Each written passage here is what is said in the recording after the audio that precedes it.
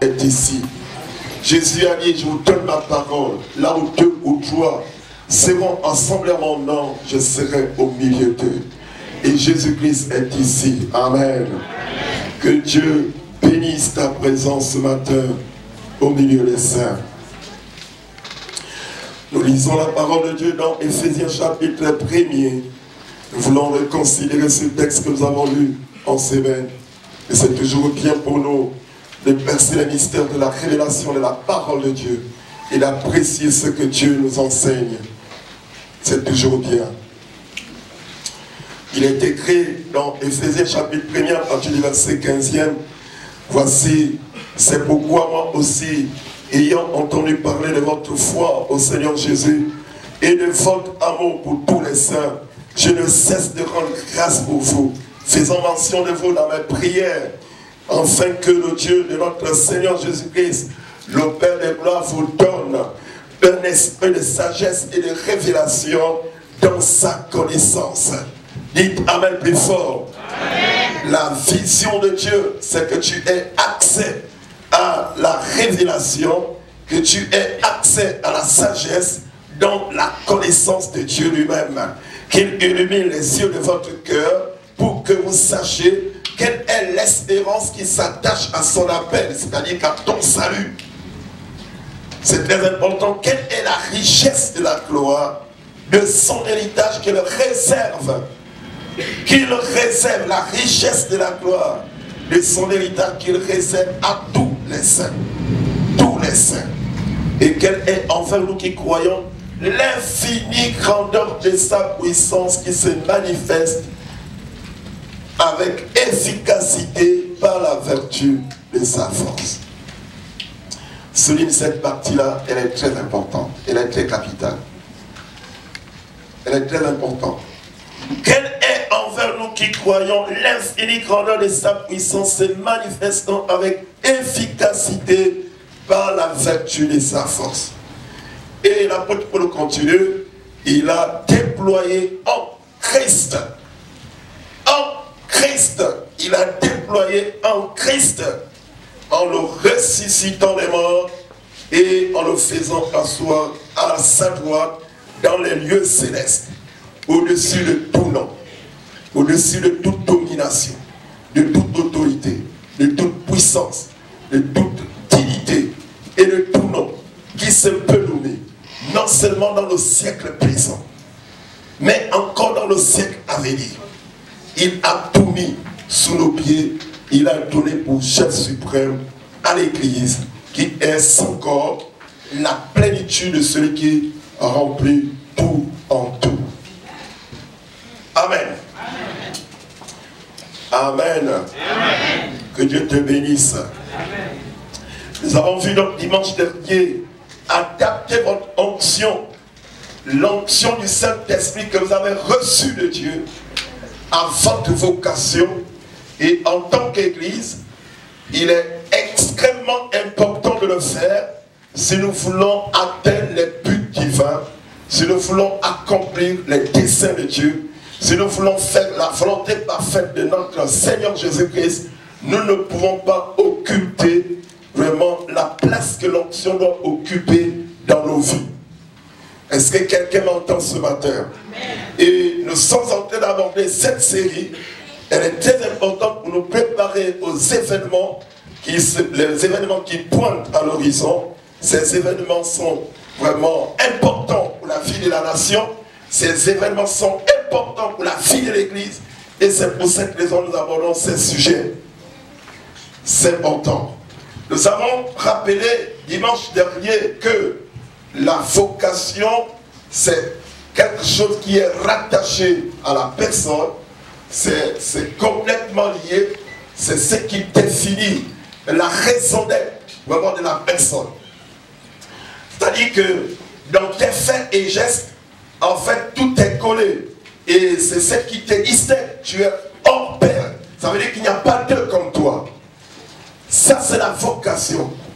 La vocation t'amène vraiment à faire les choses parce que tu as été consacré au sein. C'est-à-dire, tu obéis à l'appel de Dieu en faisant ce pourquoi pourquoi Dieu t'a suscité, c'est pourquoi Dieu t'a suscité sur la terre. Et nous avons dit que l'Église de Jésus-Christ, a une mission, a un appel, a une vocation. Et c'est la responsabilité de l'Église d'éclairer le monde, d'éclairer les nations. Et l'Église, c'est le corps de Christ. Et si les gens ont besoin de connaître le plan de Dieu, les gens doivent se référer à l'Église. C'est incontestable. Cette vérité doit ancrer la mentalité des saints et des enfants de Dieu. Beaucoup viennent dans la maison du Seigneur, mais ne veulent pas s'adapter vraiment à la vision de Dieu pour leur vie. C'est très important de vous considérer comme Dieu vous considère. Il faut éviter de rabaisser votre image en fonction des circonstances. Vous devez apprendre à considérer la vision de Dieu pour votre vie. La Bible dit, et ça c'était vraiment formidable ce matin, l'officiant et le chant, il nous rappelait dans sa direction que nous sommes tel il est, tel nous sommes. Et ça c'est important pour l'Église. Vous savez, à chaque fois que les gens viennent dans la maison du Seigneur chercher des problèmes et des difficultés, ça va occulter, ça va en fait vraiment empêcher votre vision de ce que Dieu croit exactement et de ce que Dieu veut que vous deveniez. Ça, pourquoi? Parce que vos préoccupations sont plus rattachées à vos besoins et non pas aux intérêts de Dieu, non pas à la vision de Dieu. Quand l'Église vraiment met ses actions et comment je peux vous expliquer, quand les enfants de Dieu vraiment mettent en premier lieu vraiment leurs objectifs et non pas les objectifs de Dieu, on a des problèmes. On a des problèmes et on a des difficultés. Et je peux vous rappeler, je peux vous garantir, jusqu'à ce que Christ ne revienne, les problèmes du monde ne seront jamais résolus. Et à mesure que nous sommes en train d'avancer, on aura toujours des difficultés et des problèmes, quelle que soit la nation et quel que soit le monde. Amen. Est-ce que tu m'entends ce matin? Amen. Je te dis, les problèmes font naître les autres problèmes. Chaque jour qui vient, à chaque fois que nous avons en face de nous un nouveau jour, de nouveaux défis. Un nouveau jour, de nouveaux défis. Et les chrétiens doivent comprendre que c'est une réalité. Donc, dans notre monde où les problèmes semblent insolubles, Dieu veut que l'Église adapte son onction à sa vocation. Parce que c'est réel, c'est évident. C'est évident. Et c'est pour cette raison que nous sommes en train de mettre l'accent là-dessus. Parce que nous vivons une spiritualité, en fait, j'ai envie de dire, quand je regarde les chrétiens, comment ils fonctionnent, en fait, le plan de Dieu n'est pas mis au niveau de la scène. C'est plus nos propres intérêts.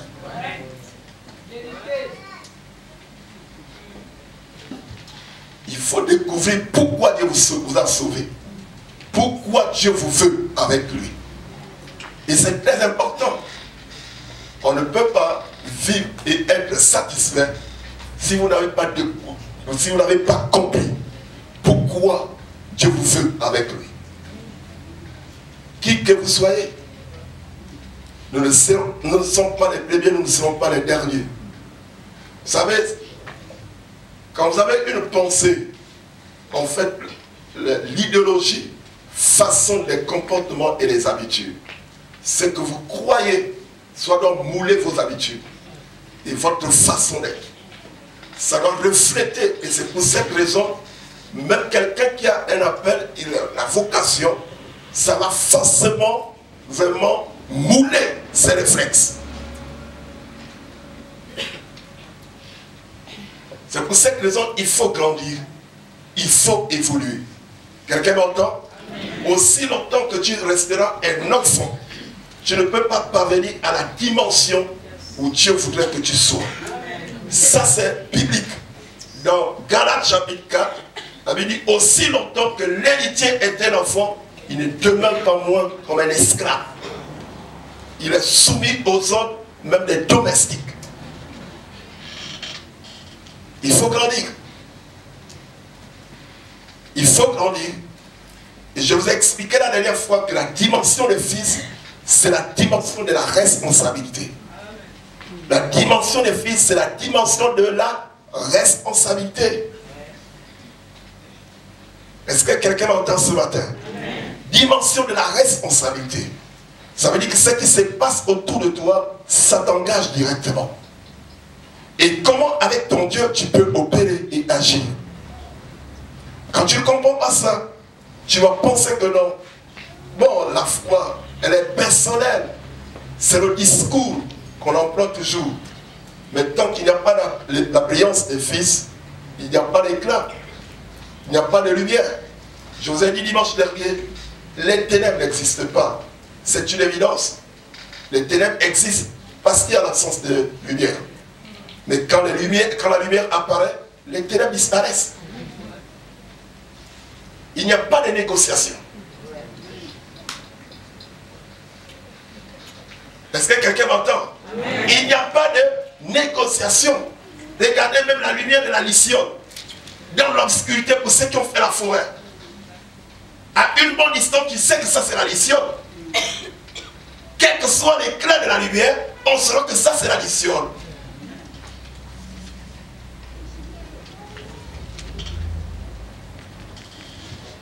Dieu veut augmenter notre foi.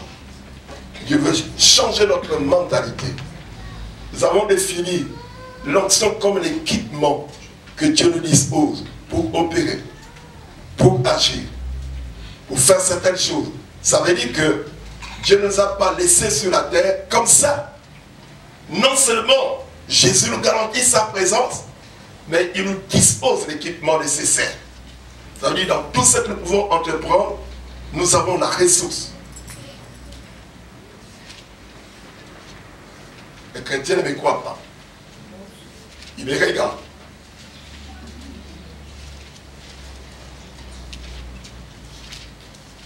Je vous rappelle que Dieu nous demandera des comptes.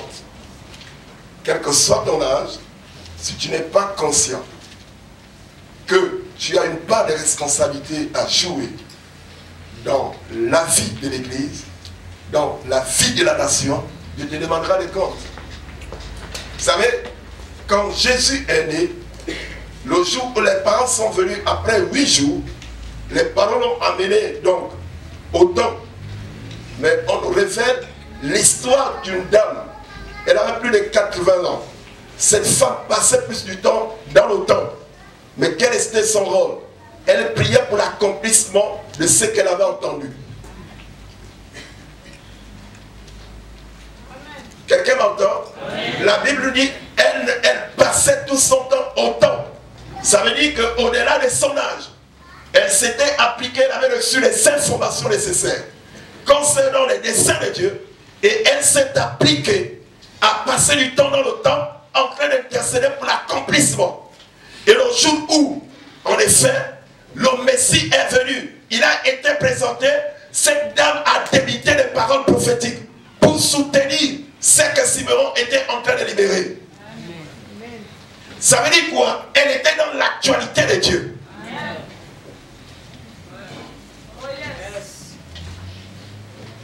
Elle pouvait saisir les événements parce qu'elle était au bon endroit. Mais la question que je m'en vais vous poser, qu'est-ce que vous croyez? Quelle est la dimension de votre spiritualité? C'est quoi exactement? Vous marchez avec qui?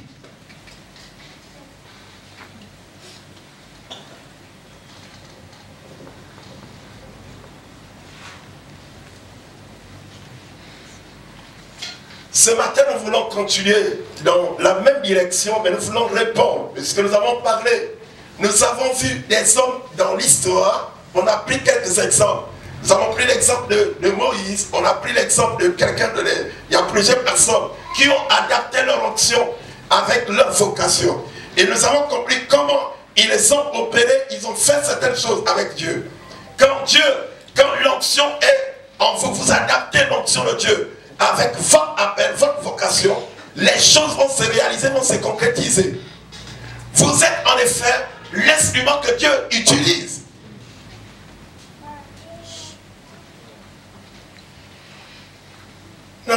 les choses de la même manière. On est différents. Nous avons dit, nous sommes le corps de Christ. Christ est la tête. Et nous sommes les membres. L'onction de Christ est la même onction qui est sur toi. Je ne sais pas si quelqu'un m'entend ce matin. Est-ce que tu es avec moi? Je vous ai dit, l'autre jour que vous allez voir la tête seule en train de bondir sur les roues, tu vas fouiller. Il n'y a que la tête en train de bondir, il n'y a pas le corps. La tête te dit bonjour en train de bondir, tu ne vas pas rester là, toi tu vas fouiller. Je te dis, tu vois seulement la tête seule, est-ce que tu vas rester là? Il y a des gens qui regardent, si tu regardes, même tu fais un cauchemar, où tu as vu quelqu'un, où il n'y a pas la tête, il n'y a que le corps, ou le cou, tu tombes cadavéreux. Tu te vas du seul. On vient te dire, il y a quoi? J'ai fait un cauchemar. Quel cauchemar? J'ai vu quelqu'un qui n'a pas la tête. On dit, tu es troublé. Donc, frère, c'est très important. Alors, donc, nous avons vu aussi comment le mettre à adapter son onction à sa vocation. Nous avons lu dans Luc, chapitre, en effet, on a considéré le texte de Luc, chapitre 4, et nous avons considéré aussi Ésaïe 61. Et nous avons montré que Jésus n'a pas pris, il n'a pas inventé la roue. C'était des dispositions qui existaient 8 siècles avant sa naissance. Et c'est ce qui est extraordinaire. Comme il avait l'habitude d'aller donc au temple, là, au temple, dans les synagogues, le jour quand il va se pointer dans la synagogue, on lui révèle le livre. Et c'était le livre d'Ésaïe. Pourquoi il n'a pas pris le chapitre 5? Pourquoi il n'a pas pris le chapitre 29? Pourquoi il n'a pas pris n'importe quel chapitre? Mais il a pris le chapitre 61 pour lire, l'Esprit du Seigneur est sur moi, il m'a oint pour faire ceci. Et au terme de sa lecture, quand il ferme le livre, il dit, cette parole de l'écriture que vous venez d'entendre s'est accomplie aujourd'hui. Tumulte dans la salle. 8 siècles avant sa naissance. Des dispositions existaient. Je ne sais pas si quelqu'un comprend cela. Ça veut dire, avant même que tu n'existes, il y a des dispositions qui te concernent. Mais c'est dans la parole. C'est dans la parole.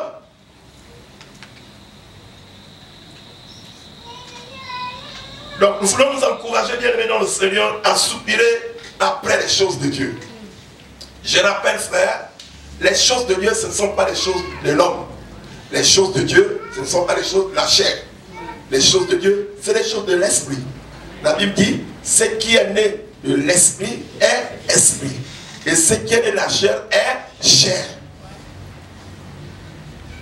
Il faut faire une nette distinction entre ce qui est de l'esprit et de ce qui est de la chair. Est-ce que tu m'entends ce matin? Et il faut comprendre ça. C'est notre responsabilité de nous démarquer pour attirer, pour faire en sorte que la lumière éclaire nos nations.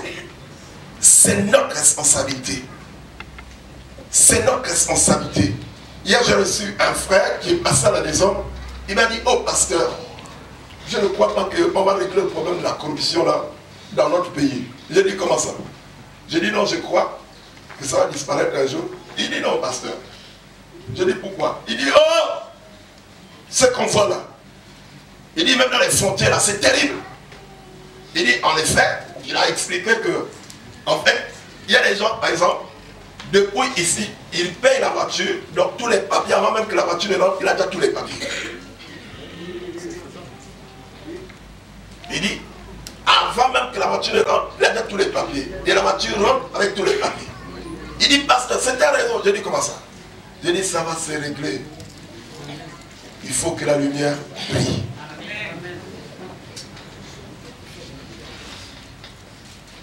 Et plein de chrétiens sont dans la corruption. C'est pour ça que les gens, les bouches sont fermées. Mais c'est ça le problème. Hein? Quand tu sais que tu as des tâches, tu ne peux pas, le tic ne peut pas dire au léopard ou qui c'est là que tu as des tâches. Tu as dit ça? Mais moi je te pose la question. Tu as dit ça? Tu as des tâches. Tu vas dire à quelqu'un tu as des tâches. C'est ça le problème de l'église.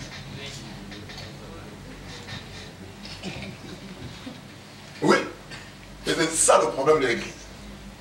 Vous ne voulez pas être ce que Dieu veut que vous soyez. Soyez différents. Marchez différemment. Vous n'êtes pas obligé d'être comme tout le monde. Où que vous soyez, dites aux gens que vous êtes différents. Même s'ils n'acceptent pas, dites simplement que vous êtes différents. Oui, vous n'êtes pas obligé, même si on dit tout le monde fait ça, tu dis je suis différent. Dis à ton frère, je suis différent. Dis à ton frère que je suis différent. Il faut être différent, même dans le ministère, il faut être différent. Il faut être différent. Il faut être différent. Vous n'êtes pas obligé d'être comme tout le monde. C'est pas vrai. Vous êtes différent. Est-ce que quelqu'un m'entend ce matin? Vous êtes différent.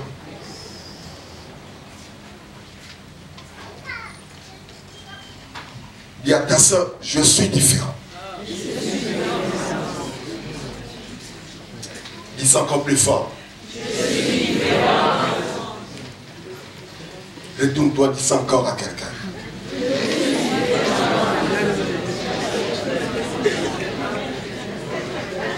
Dis ça plus fort, tu es différent.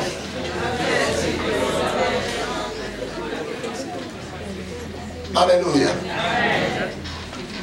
Alors, nous voulons donc ce matin répondre à la question, pourquoi adapter notre onction à notre vocation en tant qu'Église? Pourquoi nous devons adapter? Pourquoi c'est important? Pourquoi c'est nécessaire? Pourquoi c'est capital? Pourquoi dans l'Église ou dans la nation, l'Église doit adapter son onction à son appel? Pourquoi? Et je vais considérer 3 raisons. Il y a plusieurs raisons, mais ce matin nous allons aborder 3 raisons. C'est bon? Vous savez, c'est formidable de lire le texte que nous venons de considérer d'Éphésiens. Regardez comment l'apôtre Paul est en train d'amener les chrétiens. La première chose, après donc les salutations, quand vous regardez nos textes, nous sommes au chapitre 1er d'Éphésiens. Après les salutations, l'apôtre Paul fait une grande liste de toutes les bénédictions que l'Église a en Christ. La Bible dit que Dieu nous a comblés. Et il dit Dieu nous a saturés. En fait, c'est comme une louange. Quand vous lisez à partir du verset 1er, il dit béni soit Dieu, le Père de notre Seigneur Jésus-Christ, qui nous a bénis de toutes sortes de bénédictions spirituelles dans les lieux célestes, en Christ. Il s'adresse à des croyants comme vous et moi, à des gens qui ont dit oui à Jésus, qui ont accepté de marcher avec lui. Et il dit, il faut reconnaître que Dieu nous a comblés, il nous a saturés de toutes sortes de richesses spirituelles. Ça veut dire, vous et moi, nous ne sommes pas dans le manque, spirituellement parlant. Est-ce que quelqu'un me suit ce matin? C'est très important. Il faut comprendre la richesse spirituelle. Il faut faire une nette distinction entre la richesse spirituelle et la richesse de ce monde.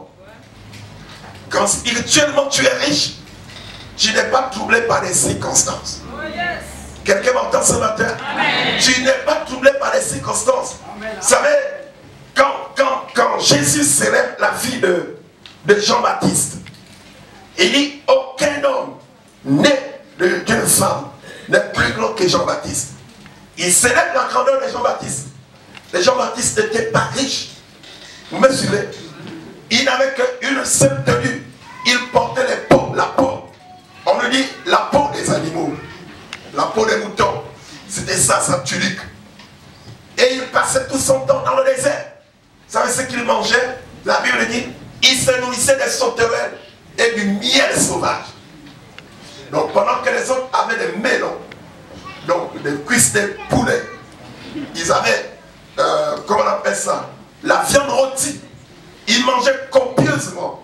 Et tout ce qu'ils avaient, tout.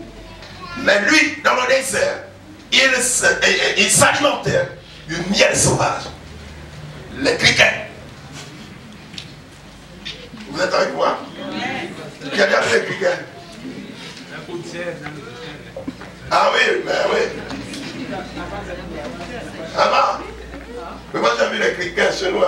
Ça venait de la période des arachides, à l'époque des arachides. À l'époque là, des criquets. Oui, on s'est dit ma manga. Oui, oui, c'est ça. Bon, je ne sais même plus si ça existe encore, c'est ça le plus rare. C'était à l'époque des arachides, c'était vraiment très fréquent dans les années 80. Chez nous au sud là-bas, c'était vraiment très fréquent. C'était énorme parce qu'on récoltait assez d'arachides. C'était vraiment très énorme.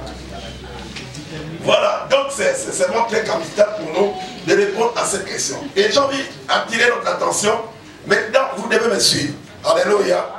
Je vais vous communiquer trois raisons. Et c'est important pour booster notre spiritualité. Quand je parle de l'église, je parle de moi. Quand je parle de l'église, je parle de toi. Quand je parle de l'église, je parle de ton frère. Quand je parle de l'église, je parle de ta soeur. Nous sommes l'église. Nous sommes la lumière du monde. C'est nous qui sommes le temple de Dieu. Quelqu'un m'entend ce matin? C'est très important. Quand je parle de l'église, il ne faut pas d'abord voir quelqu'un d'autre. Quand je parle de l'église, je parle de toi ce matin. C'est clair? Dis avec moi, je suis l'église. Je suis l'église. Voilà. Dis ça encore plus fort, je suis l'église. Je suis l'église. Dis ça encore plus fort, je suis l'église. Je suis l'église. Très bien. Première raison. Nous avons besoin d'adapter, et je vous ai expliqué ce que c'est adapter l'onction du Saint-Esprit à notre vocation pour manifester et pour révéler premièrement la présence et l'influence du royaume de Dieu sur la terre. Est-ce que tu me suis? Pour attester, en fait pour garantir, pour manifester, pour dévoiler, pour révéler la présence du royaume de Dieu sur la terre. Il y a la présence, le mot présence, et il y a le mot influence. Pour manifester la présence de Dieu et son influence. C'est capital de comprendre ces deux termes. La présence est nécessaire. Vous savez, vous pouvez être présent, mais absent. Quelqu'un m'entend ce matin? Amen. Vous pouvez être présent quelque part, mais totalement absent. Et c'est important, c'est pour cette raison que je dois attirer notre attention. Il y a plusieurs types de présence. Il y a la présence passive, il y a la présence active. Et c'est important pour nous de comprendre que notre responsabilité est de manifester la présence de Dieu.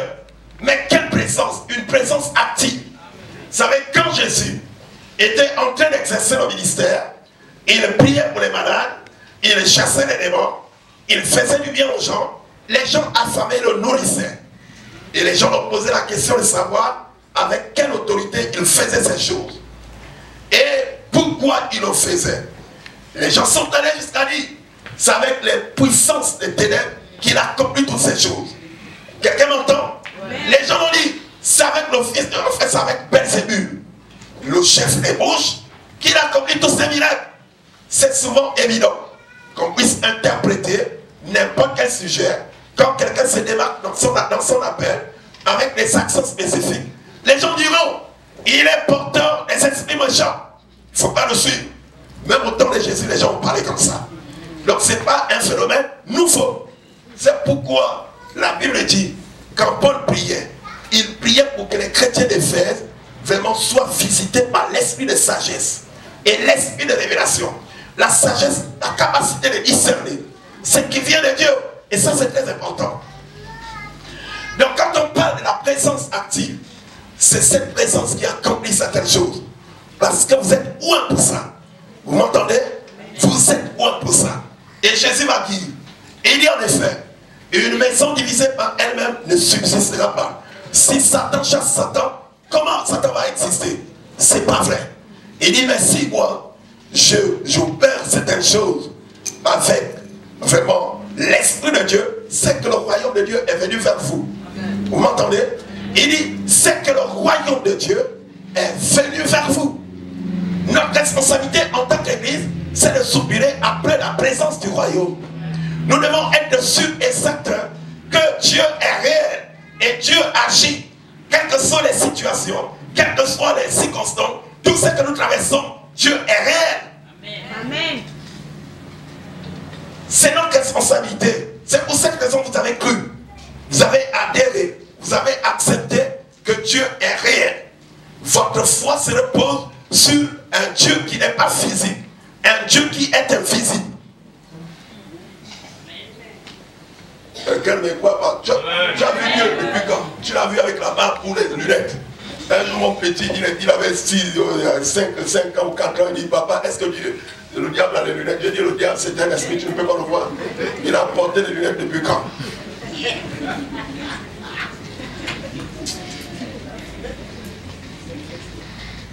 Donc, je l'accompagnais à l'école, j'ai dit, mais mon fils, tu as vu le temps, depuis quand? Il dit, papa, est-ce que le diable a les lunettes? J'ai dit, mais moi, je t'amène à l'école. Toi, tu as vu le diable où? Donc, c'était compliqué. Non. Dieu, c'est un esprit. Il est invisible. Mais il se manifeste en nous, en vous et moi. Nous sommes les porteurs de la gloire de Dieu. Nous sommes les porteurs de la présence de Dieu. Et c'est ce que Dieu restaure dans notre relation. La Bible déclare que le péché nous a privés de la présence de Dieu.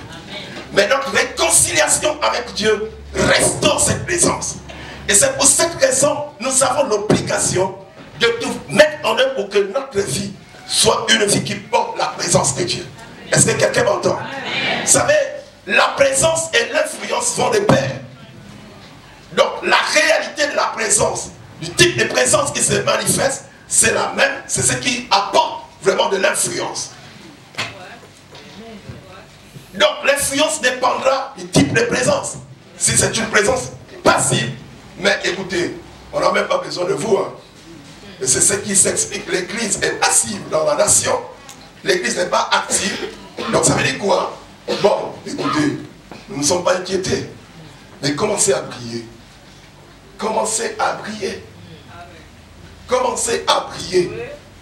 Affirmez votre identité. Personne ne parlera de la justice. Vous pouvez parler de la justice. Parce que vous êtes des dieux. Et c'est la nature de Dieu. Quelqu'un m'entend? Ça fait partie de cette nature. C'est la nature de Dieu. Vous pouvez parler de l'équité. Ça fait partie de la nature de Dieu. Vous pouvez soupirer après l'intégrité. Ça fait partie de la nature de Dieu. Soupirez après les bonnes choses. Soupirez après la nature de votre Père Céleste. C'est ce que vous manifestez. Quand vous manifestez cela dans vos familles, quand vous manifestez cela au travail, là vous êtes, vous éclairez. Vous éclairez vos entreprises. Vous éclairez le monde. Vous influencez le monde avec la présence du roi. Et ça c'est très important. Vous savez, je suis en train de parler une langue. Nous communiquons dans une langue des gens qui nous ont influencés. Dans l'histoire, on nous explique que nous étions le protectorat, c'est ça, la colonie. Hein, c'est ça, la colonie de la France. Mais pour que la France soit présente à l'époque, donc le président de la République française ne pouvait pas être partout à la fois dans cette colonie. Il fait un détachement des responsables qui doivent assumer le contrôle et l'ordre. Mais cette pratique, c'est la pratique qui remonte depuis l'époque vraiment de l'Empire de Rome et même de la Grèce. On prenait les gens, on modifiait complètement les populations pour mieux contrôler. Quand on a dominé sur vraiment un territoire, on déplaçait les populations pour les emmener ailleurs. On prenait une autre population pour les positionner. Mais l'objectif, c'était de saturer et de contrôler complètement le monde et l'univers. Mais regardez plus encore. Ce qui est plus intéressant, c'est qu'on a porté la culture du roi dans toutes les colonies. La culture du roi dans toutes les colonies. Le langage et le message et toute la langue. Donc on devait forcément influencer tous ceux qui habitaient une colonie. Et c'est une responsabilité qui incombait au gouverneur. La responsabilité était vraiment remise donc à tous les administrateurs. Ils avaient cette responsabilité d'appliquer vraiment la volonté des chefs. Est-ce que vous me suivez? Aujourd'hui, nous parlons la langue française. Est-ce que c'est notre langue? Est-ce que c'est notre langue? Mais c'est l'expression de l'influence de la France. Vous me suivez? Sur notre colonie. Et je peux vous garantir, le Gabon a tout eu. Si je fais lever des enfants ici, ils ne parlent même pas de langue. C'est notre propre honte. Quand vous perdez la langue, vous perdez complètement la culture. Vous n'avez pas de culture. C'est notre propre honte. Est-ce que vous m'entendez? Mais Dieu nous a envoyés.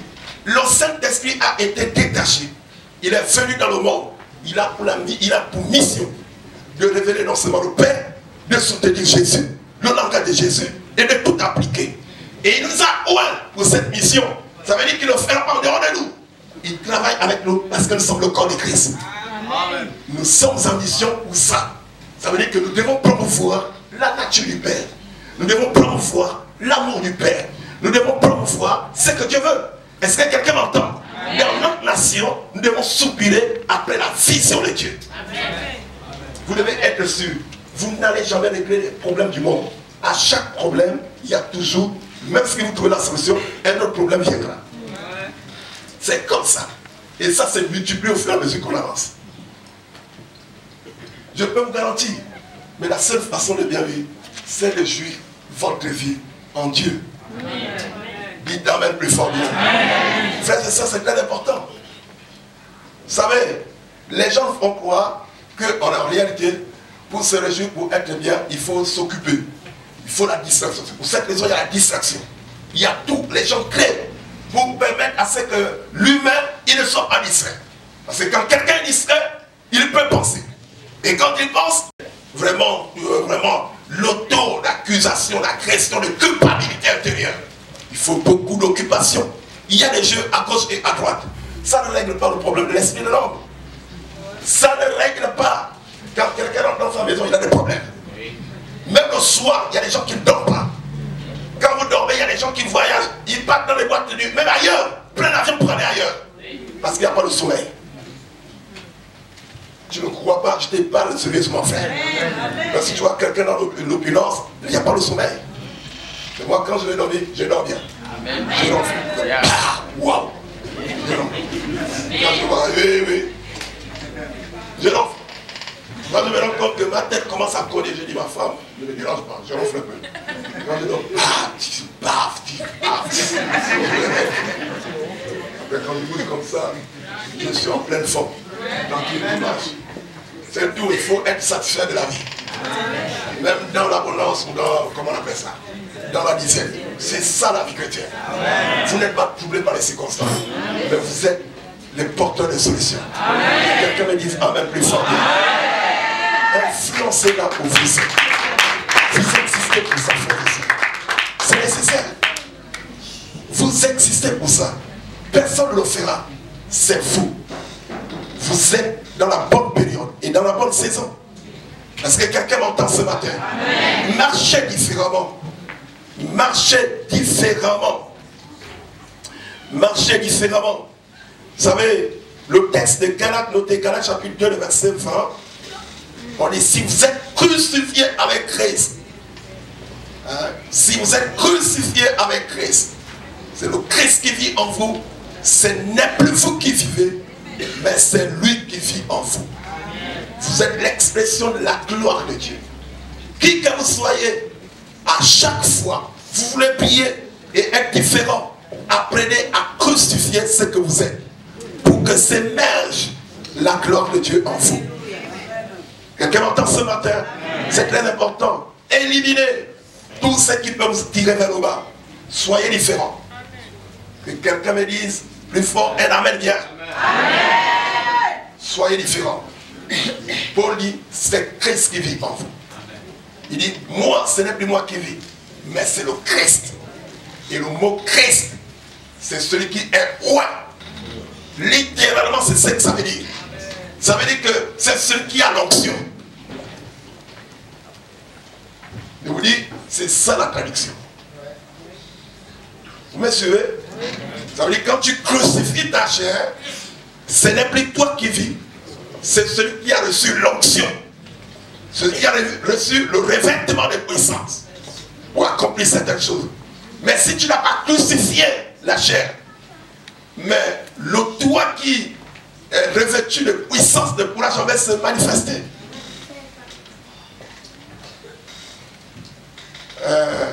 Mais lisez ça, c'est pas moi qui dis. Hein. Quelqu'un me dit ça plus fort là-bas. Galates chapitre 2, le verset 20. C'est le Christ qui vit en moi. Ce n'est plus moi qui vis. C'est le Christ qui vit en moi. Le Christ. Je vous dis, c'est un complément qu'on a ajouté au nom de Jésus. Jésus, Christ. Ma vie en tant qu'homme, je la vis maintenant dans la foi au Fils de Dieu. Ma vie en tant qu'homme, je la vis maintenant dans la foi au Fils de Dieu. Étant oint comme il a été oint.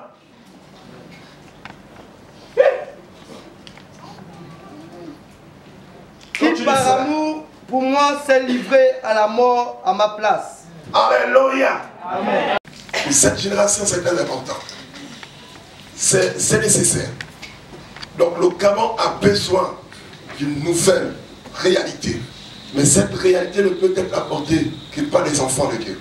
Les enfants de lumière, les enfants qui sont loin. Donc nous devons aller plus loin. Et la Bible dit, Christ en vous, c'est l'espérance de la gloire. L'espérance toujours de la gloire.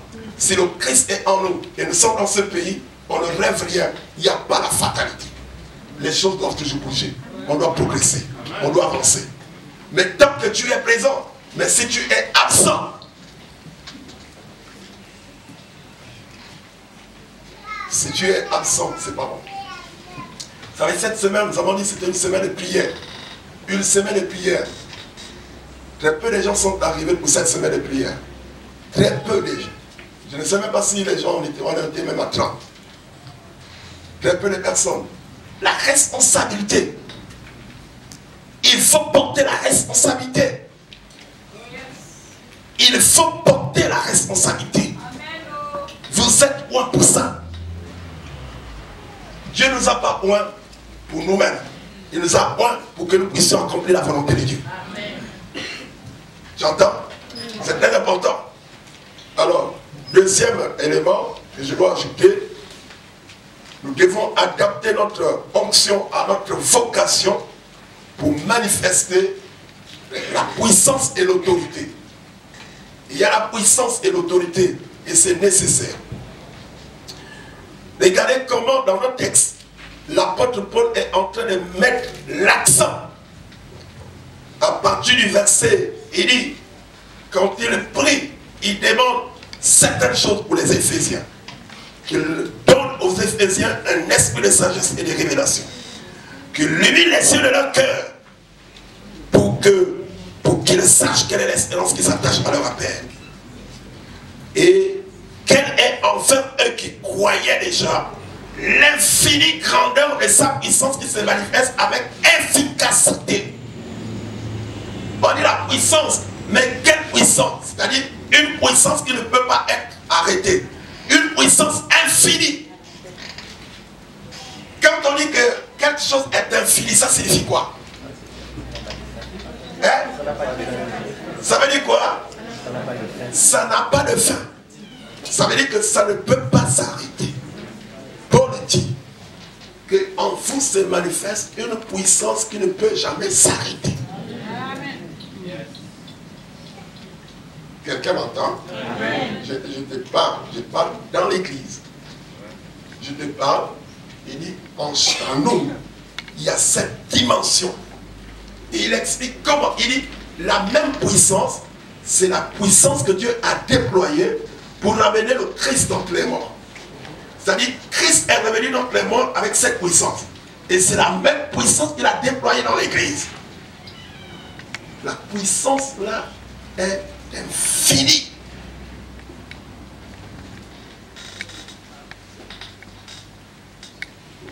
Et c'est très important. J'ai combiné les deux mots. Il y a la puissance et l'autorité. Tu peux avoir la puissance, mais sans l'autorité, tu ne peux pas faire quoi que ce soit. Ça veut dire que l'autorité, c'est ce qui te donne le droit légal d'opérer. Sur cette terre, vous avez reçu toute la légitimité du royaume des cieux pour manifester le Christ. Quelqu'un ne m'entend pas. Vous êtes avec moi. Ça veut dire qu'à la fois il y a l'autorité.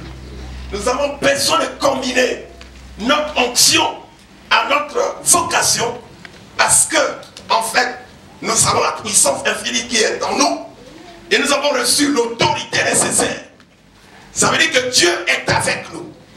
Dieu est d'accord. Quelqu'un m'entend? Dieu est d'accord avec toi. Ça veut dire dans tout ce que tu dois faire, Dieu, tu as l'approbation de Dieu. Est-ce que quelqu'un m'entend? En tant que fils, tu as l'approbation de Dieu. En tant que fils, tu as la légitimité. En tant que fils, personne ne doit t'arrêter. Et cela dans tous les secteurs. Dans tous les secteurs. Je suis pasteur pour vous perdre. C'est ma responsabilité. Je dois te rendre percutant dans ce que tu es. Tu es professeur. Quand tu viens m'entendre, tu es percutant à l'école. Avec les enfants, tu transmets le véritable savoir. Amen. Tu es médecin. Quand tu viens, je prie pour toi. J'active ce que Dieu a placé en toi. Être une source de bénédiction. On ne peut pas prier si nous n'avons pas la conscience de notre révélation. Les enfants de Dieu, si on ne comprend pas, on a besoin du Saint-Esprit dans tout ce que nous sommes et dans tout ce que nous sommes en train d'entreprendre. Le Saint-Esprit a des exigences. Quand l'Esprit de Dieu est en toi, il y a des choses qu'il ne peut pas accepter. Le Saint-Esprit n'acceptera jamais le péché. Il n'acceptera jamais. Le Saint-Esprit n'acceptera jamais les compromis. Il ne le fera jamais.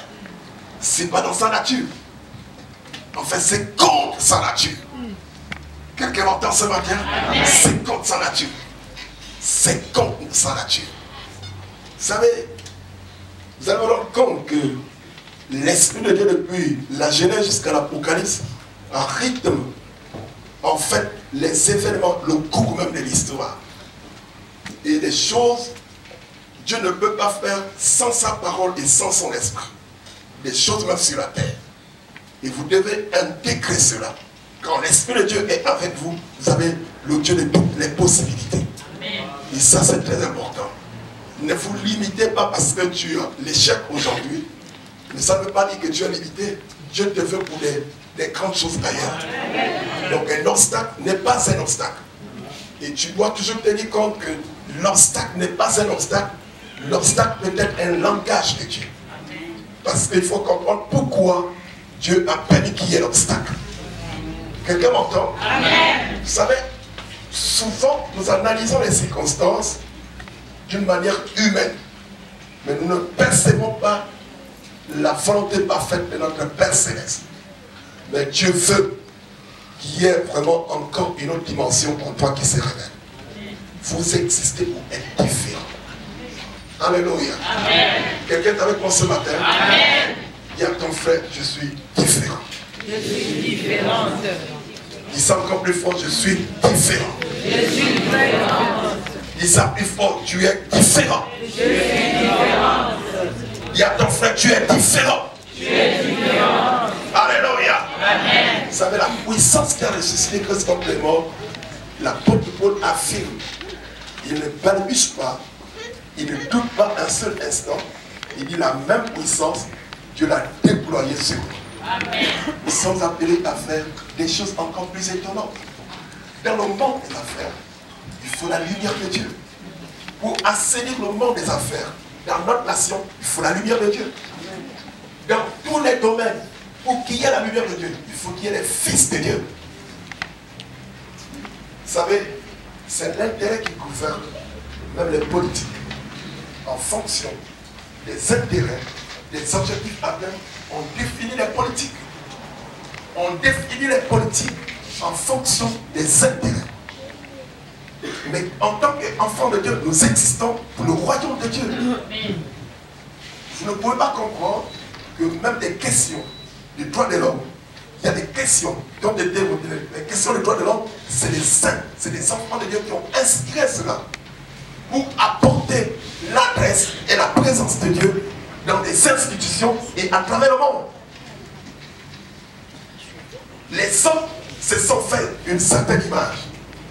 Mais vous, avec le Saint-Esprit, vous allez faire quoi? Vous allez faire quoi? Je te pose la question, vous allez faire quoi? Vous êtes là, c'est pour un objectif clair. Mardochée a dit à sa nièce, si tu as été positionné, c'est pour ces temps-ci. Les gens ne comprennent pas souvent. Esther ne pouvait jamais s'imaginer que, en fait, en tant que reine, sa race devait être en difficulté. Amen.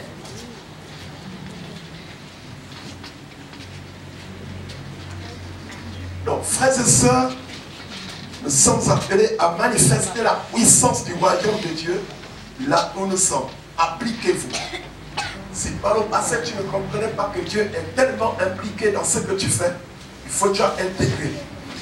Parce que nous sommes le temple de Dieu, le sanctuaire de Dieu. Dieu est en nous. Dieu est avec nous. Quelqu'un m'entend ce matin?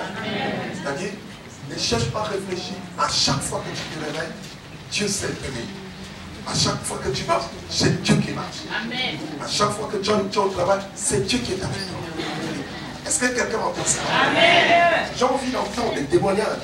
Quand tu viens passer ce que Dieu a fait, faites ça et marquez les gens de votre génération. Soyez différents, apportez les solutions là où vous êtes. C'est la seule façon de témoigner. Vous ne pouvez pas être bon, vous ne pouvez pas être bon si vous n'exprimez pas le langage de votre Père Céleste. Si vous n'arrivez pas à influencer les autres.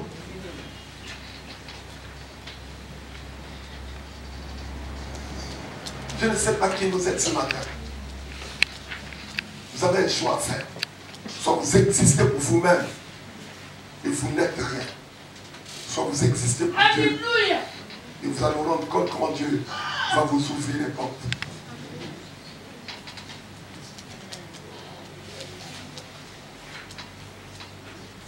Ne jouez jamais avec les choses de Dieu. C'est très important. Ayez la conscience de ce qui vous est. Ayez la conscience de la parole de Dieu. Vous savez, tant que vous n'avez pas compris les bénéfices qui ont reçu de la communion, des rencontres ensemble, tant que vous n'avez pas compris ça, vous n'allez jamais courir. David a été roi, mais c'était l'homme le plus heureux quand on disait allons à la maison de l'Éternel. Il courait. Il courait. C'est le même qui a reconnu que quand les enfants de Dieu sont ensemble, il y a une grâce qui se déverse. Donc vous n'avez pas compris, où que vous soyez, que la communion avec les frères, la communion avec les bien-aimés, être ensemble pour les temps de prière, ça pousse votre spiritualité, ça renouvelle votre onction, ça fait en sorte que vous devenez puissant et fort. Tant que vous n'avez pas compris cela, vous allez toujours être influencé et dominé. La faiblesse de l'église, je l'ai dit vendredi, j'ai été choqué. C'est que les églises que vous voyez un peu partout, les gens ont des récépissés. C'est la condition pour avoir des récépissés. J'ai été choqué, on m'a dit ça. Facilement, on ne traite pas les dossiers. Si tu dois avoir 200 000, tu donnes. Le lendemain matin, tu as un récépissé. Pas d'enquête de moralité. Mais les gens vous courez après. Les gens vous regardent et vous voient. Et plusieurs d'entre vous, vous êtes comme ça. Quelquefois, quand tu pars à l'église, si quelqu'un commence, il dit, oh, même lui aussi. Ah, même lui aussi. C'est très choquant.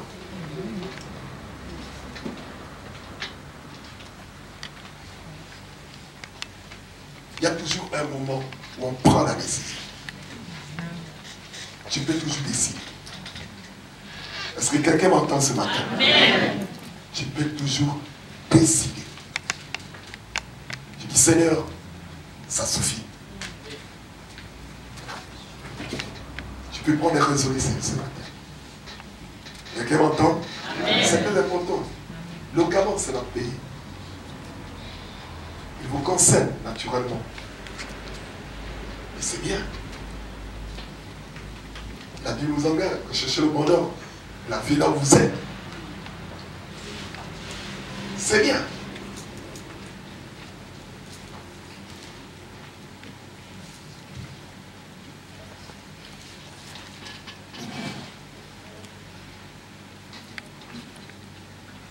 Regardez comment Dieu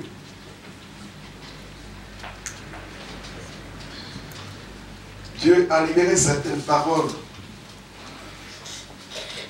sur, en fait, c'est le psalmiste.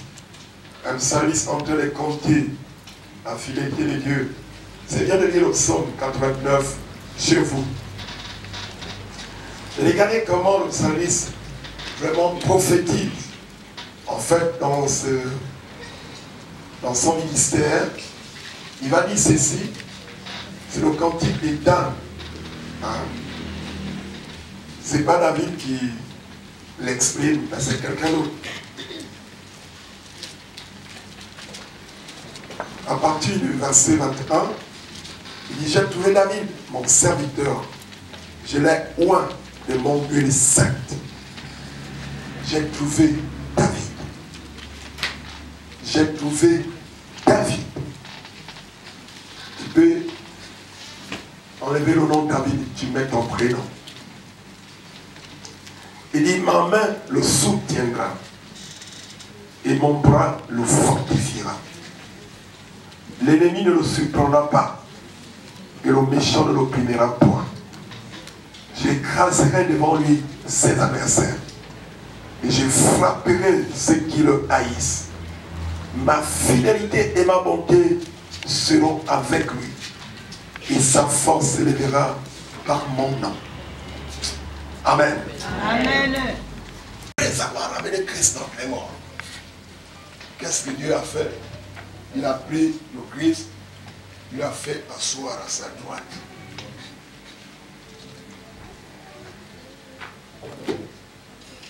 Il a mis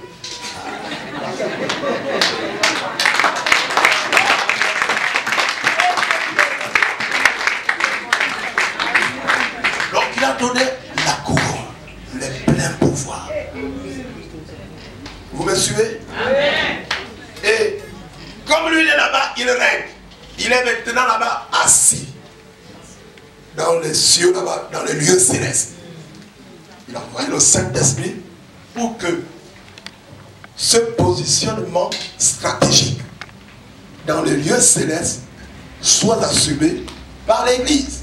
Amen. Viens mon ami. Et qu'est-ce que le Christ a fait? Il a transmis la couronne à l'Église.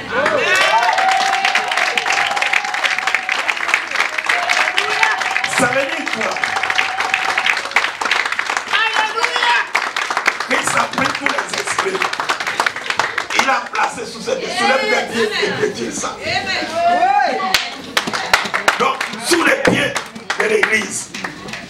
Tout c'est sous les pieds.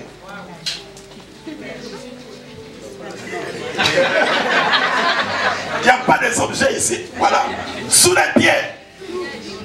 Tout c'est là-bas sous les pieds. Est-ce que quelqu'un me suit? Ça veut dire que vous et moi, nous avons toute la puissance nécessaire d'opérer. Avec la légitimité nécessaire. Pour faire en sorte que les ténèbres de Christ continuent à régner. Parce que Christ a été souverainement établi.